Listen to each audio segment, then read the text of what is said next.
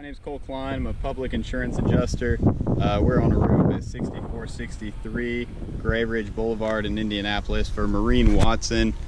We had an inspection out here with an engineer, and he stated that there was damage to the metal vents. You can see those very clearly. Cosmetic damage is what he called it. Said there was no hail damage to the shingles. You can see there's a lot of aging here, but these being so susceptible with the size of hail that hits the metals and dinged up these thick gauge vents for the power fans, it's unlikely. You can see the flashing on the chimney. Dings there.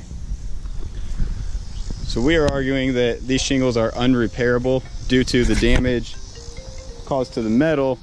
They have to allow for a shingle manipulation.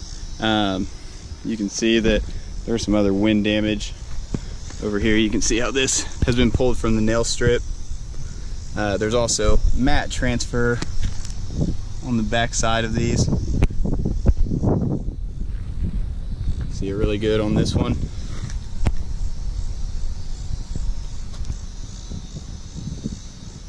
These shingles will not seal back down.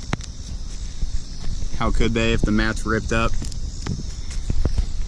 Now, the professional engineer stated that these shingles were in a repairable state. Tim Lee from Lee Engineering, not the most competent guy. Do have wind damage to the front of the roof. Same thing, condition of the shingles. You can tell these are unrepairable. Let's see, find some mat transfer to these. Those will not seal down properly.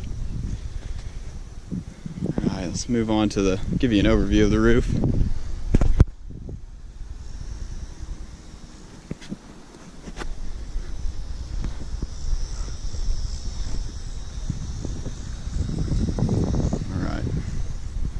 Carry on down to the lower slopes or facets of the roof. You can see hail damage to the box vent.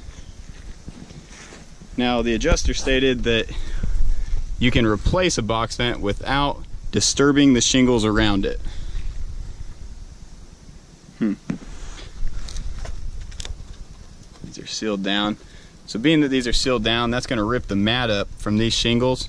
When you try to take this box vent out, you can see that that nail is actually nailed through a shingle.